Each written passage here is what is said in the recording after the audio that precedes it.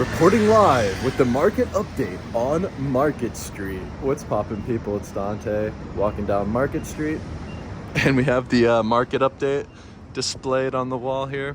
You know, I think it's actually a fun thing to wake up every day like you're a child and just embrace the spirit of play and just kind of forget everything you think you know. And yeah, when you live in an urban city like this, you can't help but to question things in general. Right, the way that we live, the different things that are going on, right? There's always these trucks. These trucks are just constantly taking money bags out of the banks, all the banks throughout the city. I just noticed that like every day, I just see like the guys coming out with like bags of money. And they have like little shotgun holes, so like if you wanted to steal from them, they're gonna blast you away. Yeah, the urban jungle, the urban environment. It's a very interesting place to live. Look, the money bags. I told you, it's money bag city. They constantly come out with just like money bags. Dude, there's something to it. It's the daily grind for these guys. The Brinks company are cashing out. I'm not sure if it's money, but I'm pretty positive it is. I'm pretty positive. So yeah, just thought streaming with the iPhone today. Fun thought. Walk very, very slowly. Like, see how the timer, you got 10 seconds? 9, 8, 7, like milk it, you know, just like milk it. Just milk it as long as humanly possible. Okay, there's 1 second left, then you go. Like, you kind of just gotta embrace the slow pace, right? Like, a lot of the times you can get caught up with the beat of other people's feet and perhaps walk at their pace. But when you're practicing street photography, I genuinely believe to walk as slow as humanly possible will allow you to thrive creatively, where you become more in tune with not only your body and your physiology and the way that you're sort of grounding yourself, but also recognizing the connection between your mind and your eyes, and you start to scan things, right? You start to actually look at the details and look through the reflections and look at everything around you with intensity. And I find that this is invaluable for practicing street photography. So very simply, yeah, just walking as slow as you really can. There's no rush, right? Ultimately, with this practice, longevity is the goal, to make new pictures and to keep going until the day you die, right? I think that this is how to thrive, right? To not rush, you know, to not go out there like you're on the hunt with a chicken and its head cut off, right? You're just Zen zone, right? Enter the Zen zone and honestly treat street photography as your time to meditate, where you kind of forget everything, you don't really think, and you kind of just follow your intuition at the end of the day. That's really it. It's a very beautiful practice to sort of make something out of nothing through the art of photography. It's liberating. It's the ultimate freedom is being in the outdoors, to be outside, to be under the sun, to be walking around and moving your physical body. And this is why I believe that photography, it's probably the greatest art form because of this. Because you can do it anywhere, it's extremely accessible, and it requires physical movement. You know, you have to move your body through the world to find those moments to photograph.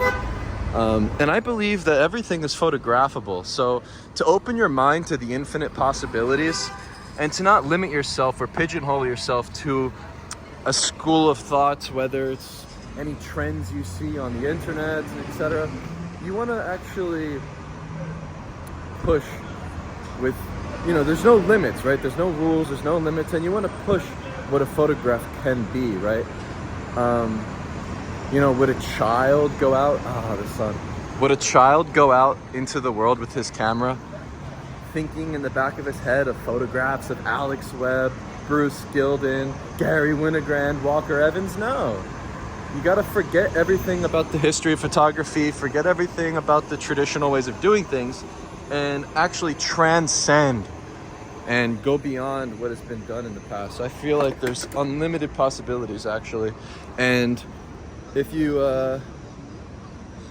expand your mind and your visual language, you can then make more pictures and find more potential in everything, whether it's an inanimate object, any place, person, or thing. There is a potential photograph to make, and this I find is so critical for creative thriving on the streets. To not limit yourself, to not follow any rules, and to transcend the tradition. You're smart, you're kind, you're important. Treat yourself like the hero character. You are smart, you are kind, you are important. Everything and everyone is connected in this world. You know, you're not insignificant. You are significant. Every action that you have, you know, every action that you make, every word that you say, everything that you do has an effect in the world.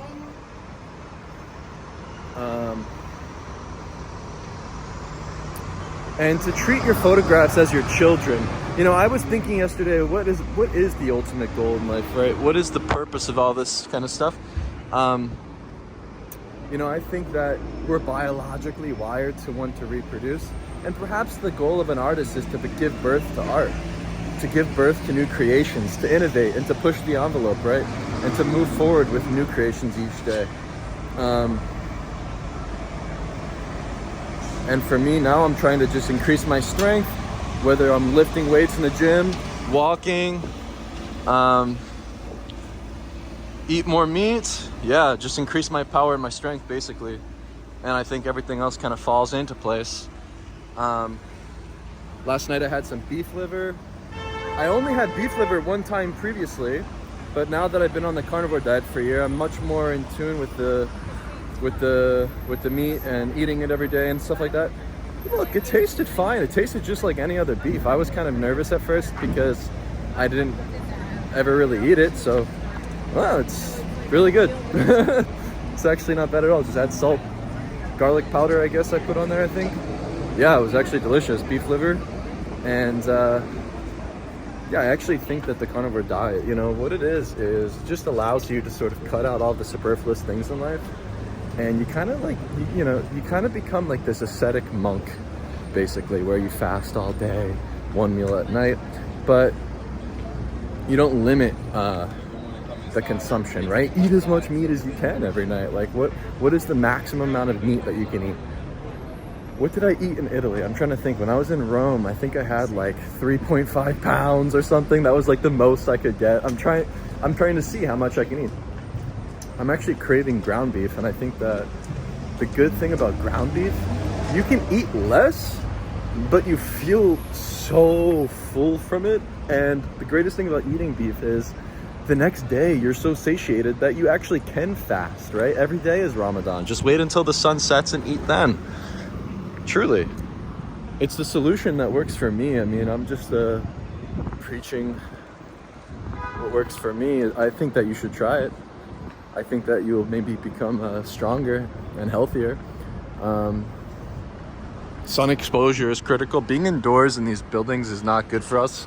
So to be outside and to walk is really critical. You know, if you consider fitness, it has to, you know, make it as simple as possible. You don't have to do all these things that like these crazy bodybuilders and people do with like the bench press and all these kind of things. You can just do pull-ups, push-ups, whatever. Like, I like to do the farmer's walk where you hold 2 dumbbells and just walk with them. And what this does is it improves your posture, where your head's up, your shoulders are back, you know, your chest is open. And that's, at the end of the day, all we do on the streets, right? We walk. And even if you're sitting down and you hold a perfect posture, you're still doing a sort of static exercise where you're actually working your core, you're working your entire body by just recognizing that you should, you know, recognizing your posture, right? I think a lot of people don't realize that the posture that you hold is everything. To me, it's everything. And so that's why, you know, fitness is simple, where if you wear the barefoot shoes, you can actually just walk and gain muscle. You can just walk and become stronger. And I think that by walking, you become happier through movement. You know, the motivation is in your legs. And also being in a park and being around green spaces like this park here, I think is important for human thriving. I think that it's just like a natural biological thing, right? We're kind of wired to be in nature, and I like coming to the park each day. Yeah, to be around flowers. To kind of treat yourself like a flower, like a plant.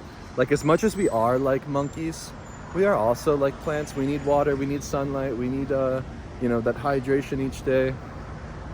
Sleep is overlooked and extremely important.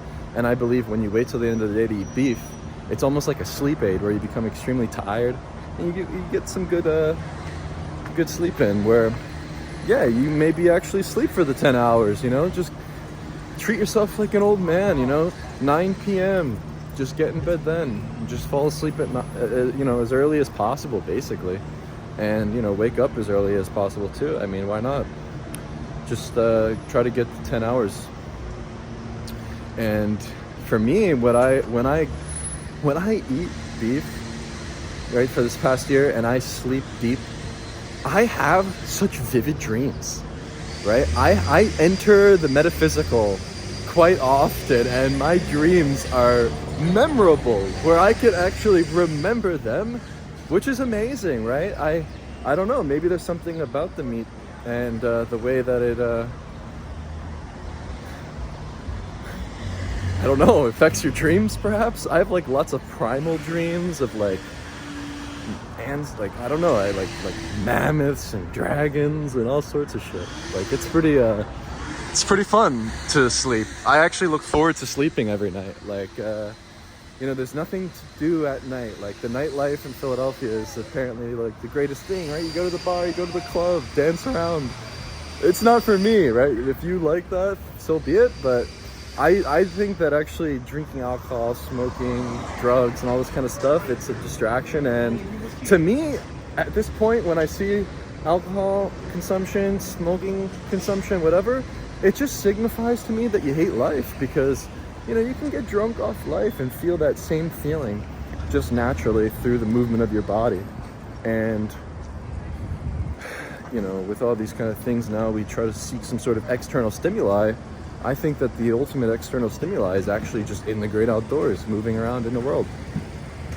Real life is on the street, a world of possibilities, not online. You know, online communities I kind of find to be fake, and to be fair, maybe they connect others throughout the world, and that's a good thing, but I actually think it's more of a problem. Even just communicating through Zoom, working from home, it's just not good. And also social media, yeah, delete your Instagram. You know, you gotta break free. You know, don't watch the news, don't stay in tune with Hollywood. Go further, go beyond. You know, whatever is in the physical flesh, whatever's right in front of you right now is what matters. We gotta put this country first, and we gotta put whatever is in your town first, your local neighborhood, right? Forget about what's going on in the world. That's my opinion, right? I want to create my own world, right? The world of Dante, through the photos and videos and things that I make, right? I think that's a much more noble path. Don't worry about everything else. You know, you don't always have to be virtuous. You don't always have to follow the Christian principles or whatever sort of moral stance you have, right? We have to go beyond these things. Like, I don't know. You know, become the Uberman. Become the Superman.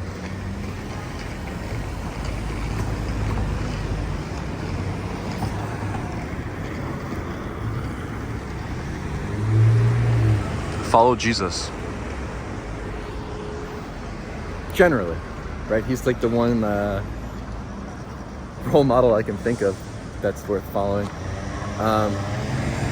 Everything else is a distraction, right? To me. I just want to follow the sun, really. Follow the sun. You know, I like that saying. It's like, follow God. It's like, can I just follow the sun? Like, has he? haven't religions in the past followed just the sun and recognized the sun as God? Like, I just want to follow the sun. Like, there's something to that, right? Like, it doesn't feel as good being on the shady side here. Like, I need to go and find the sun. I'm trying to walk and find the sun. Look at the architecture here and the details, right? Bring back beauty. Look at this. This is actually beautiful, this doorway. Some of these buildings here. Look at this building. Is that the Bellevue Hotel or something? It's incredible. You know, Philadelphia's natural beauty within the architecture inspires me. Look at the arches here.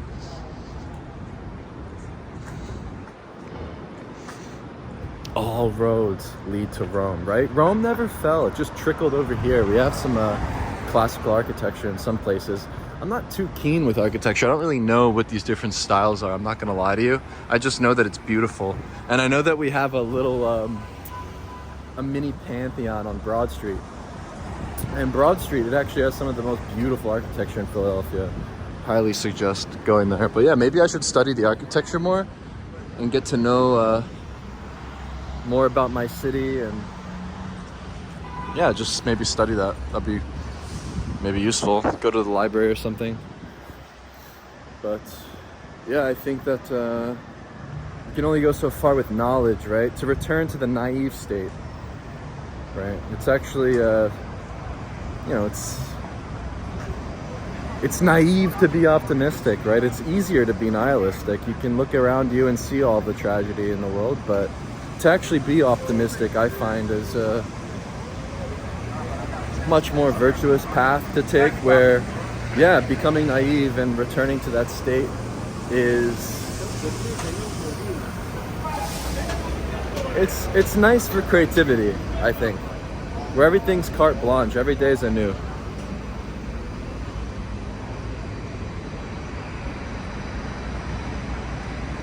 To be naive. To go to bed each night like a mini death, and to wake up each morning like a mini birth. You know, I'm an optimistic nihilist. Is that a thing? Every day is war.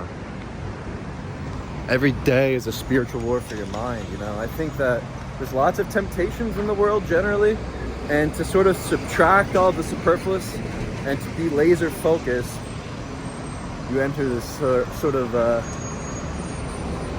state of becoming.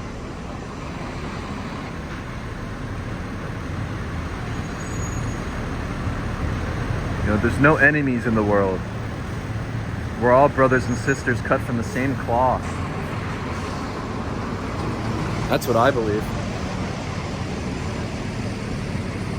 And I believe in the power of photography, you know? Photography, you know, this is my superpower. Photography is my superpower. And I believe through the medium, you can explore endlessly. I treat my camera like a passport or an excuse to just go out there and to just see the world. And, you know, what better way to be in this world, but to be in that state of becoming where you recognize the patterns in nature, you recognize the patterns in human behavior, and you find the connection between the camera and your body and your mind and your eyes to be a gift. And you keep giving through the medium, and through photography, your perspective is unique and worth sharing. And I think that it's just a nice thing to make art. It's a nice thing to give. It's a nice thing to create. You know, as much as it's a selfish act, I believe it's selfless, where I'm just there with my camera and I'm just trying to see what the camera saw at the end of the day, right? What will reality manifest to be in the photograph? You know, you don't have to take this thing so seriously. You don't have to go out there looking for these hero shots all the time. You can observe the details around you and find them to be the most sublime, where we go beyond beauty to make a sublime work of art. And I think through the aesthetics that we can achieve with the Ricoh camera, with whatever camera, it doesn't matter. My goal is to get a picture straight out of camera without any editing or processing or whatever, So I think that having the high contrast aesthetic and making the picture as dark as possible using the exposure compensation allows you to achieve that beauty and that sort of sublime aesthetic that pleases my eyes and keeps me going out there, and it keeps me in a state of being surprised, where I come home and I'm always curious, what did I see today, right? And I'm always, you know, publishing right away and sharing the photos onto my own site, because, you know, I don't really believe in this idea of selecting the single image. I think that actually treating the photos as a stream of becoming, where it's your consciousness, it's your subconscious, right? You're just exploring your intuition, and to look at the photos in consecutive order, right, I think is interesting, where you can see from the first photo you took that year to the most recent photo you took that year, and to maybe throw them into a slideshow is a good solution for presenting work nowadays. Perhaps everyone should make a YouTube. Maybe the YouTube platform is the best social media because it's owned by Google, it's been around for the test of time, and I believe some of these videos maybe can outlive us. And the goal is for the photos and the creations that we make to outlive us, because ultimately the fate of every human being is to die, right? And when you recognize that you will die and you must die, I mean, don't you want a part of you to stay alive? I think that's how we're naturally and biologically wired. But as an artist, we have the capabilities through the camera to achieve this goal.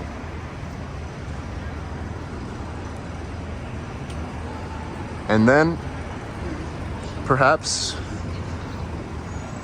we will feel whole with no fear.